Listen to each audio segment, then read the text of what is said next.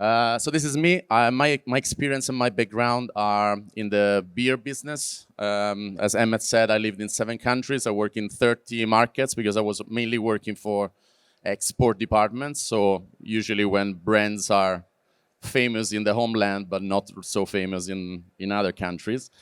And I try to bring today a different angle to the discussion that we've been having until now.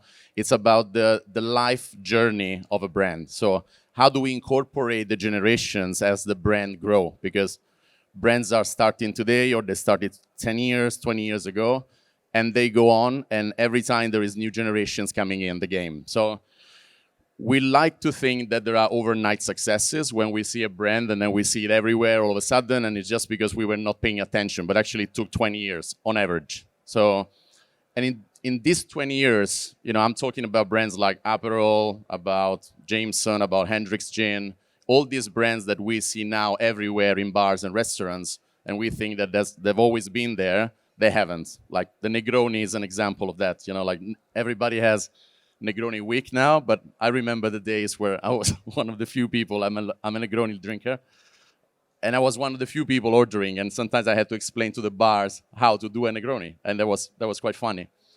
So it's usually a generation during these 20 years. So 20 years, when we look at the graph from Charlie, every generation, it's roughly 20 years. And during this time, there's many players entering the game. There's new generation coming in, and there's a lot of things that happen during these 20 years. So you build a brand, and you create it, you have some ideas, and then you start to see change happening. So market conditions are changing, and then you start thinking, like, let's blame someone, because I don't want to blame myself, so let's try to see what didn't work. And probably it's these people, new people don't get it, or the original consumer don't get it. Let's change something. But what actually happens is that during this time, there is people leaving the company, if it's a founder-led company. If it's a big brand, there's new people, brand managers are leaving, they're getting promoted, they are going from sales to marketing to commercial, MD, CEOs, and so on. So some managers are leaving, some new managers are coming, and then of course there's some knowledge that gets lost about what was the brand about. So what was the brand essence, the brand core, however we want to call it. And new managers come in, and they of course want to leave a mark. So the easier one is, let's change packaging. Let's change communication. This doesn't work. That's why our sales are declining. We need to change something. Let's change the communication. Let's change what we're doing. And then there's new consumers and customers entering the LDA, so a legal drinking age. So let's call it 18 here. For the US, it's 21, and any other countries have got different ones, but roughly, let's call it 18. So what happens is that usually who turns 18 are people that are working in the bar. So many of you probably are working in bars, bartenders. Many are just consumers, so they are not trade people. And what happens during this journey, during these generations, generation come in. So I've put the year where a generation is turning 18. So 1983 is when the Gen X turned 18, 99 for millennials, 2014 for Gen X. The line that I've created, of course, it's a dummy line, but it's how you are changing what you're doing. So when you are not consistent to the brand essence of your brand, and you start to jump on trends, and then it could be digital, it could be different trends that are coming and going, and you go up and down on this, and you are not consistent with your brand. And then what happens when this happens? So when you are inconsistent, you start chasing new generations instead of really stopping and analyzing, okay, what is it that doesn't work? Is it something that we're doing? There are also like cycles. I mean, there's the rum years, then the agave years, the gin years, and so on. Sometimes you just have to wait, for the wave to pick up again, no? Instead of changing and trying to do a, rum and tonic because gin and tonic is popular. So what happens is that when you're starting to change stuff, then you are losing the existing consumer. So I was a consumer of this brand that resonated with me massively. And now all of a sudden I start to see all weird communication, weird serves. It doesn't talk to me anymore. So I stop drinking and I look for another alternative. Or it start discounting, and then my buying power is higher, and actually I want to premiumize, and then I discard that brand. Or then the new consumer that I'm trying to approach, actually they don't understand what this brand is about, because I remember my father was drinking this brand, but it was totally different. Now, what are they trying to do? This sounds fake, because this is not their brand core. So they also don't drink it. So you're trying to catch, two fishes, and you actually end up with none. Huh? And then, the issue is that you actually stopped talking about the core of the brand, and this is what actually happened. So what should happen instead is that you should keep the consistency very high. And the line is not straight for a reason, because, of course, like with time, there are some ups and downs, some marginal changes, some evolution of the brand. Of course, you cannot keep the brand exactly the same as 20 years, 40 years, 60 years ago. There will be some changes, but it's important to try to keep it as relevant as possible for the original core of the brand.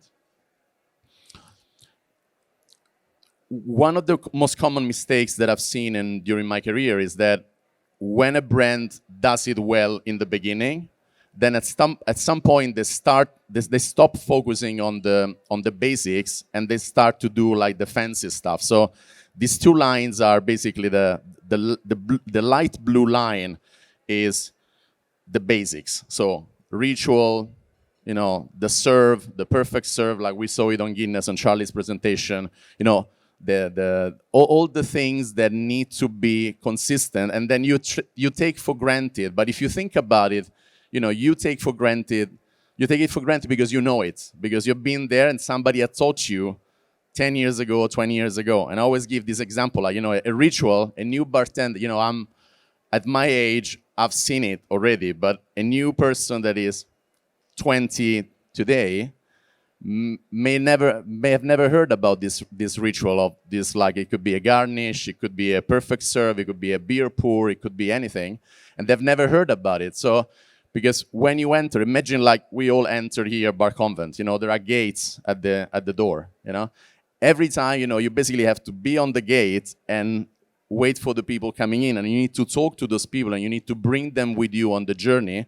And it will not be for everyone, because not everyone will resonate with your brand, but you have to pick the right one that are right for your occasion and for your target. And the most common mistake is that they stop doing the light blue line, and they go just on the high blue line, and they just start to do crazy things and fancy things, and then they forget about it, and then they have to go back to the basics.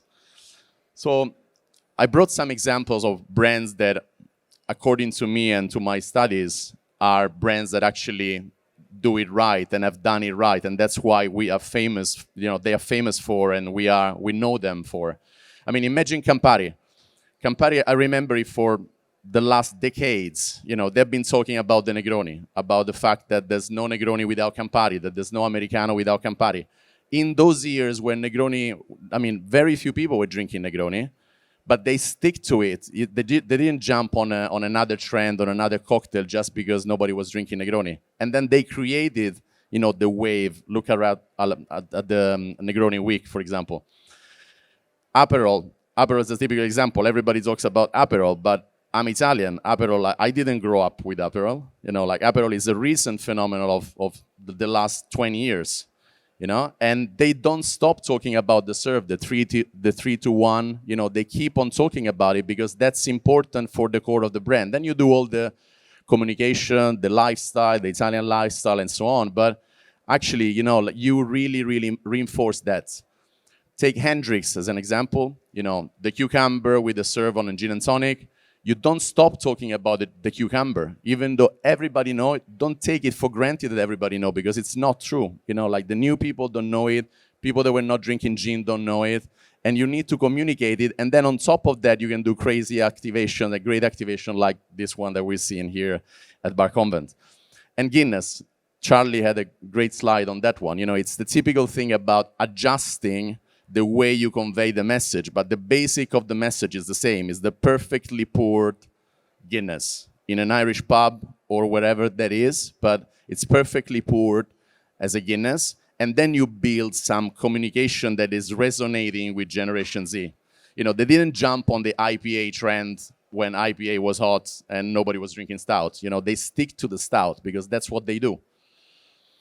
So what is the key takeout here? Like the four main messages that I would like you to bring with you home is, be consistent with your brand essence, regardless. Adjust it very slightly, with time, but keep it consistent with what you have been doing. Keep mastering the basics. Don't forget about the basics. Even if your brand is selling millions of cases, stick to the basics because the basics are what made your brand famous in the first place.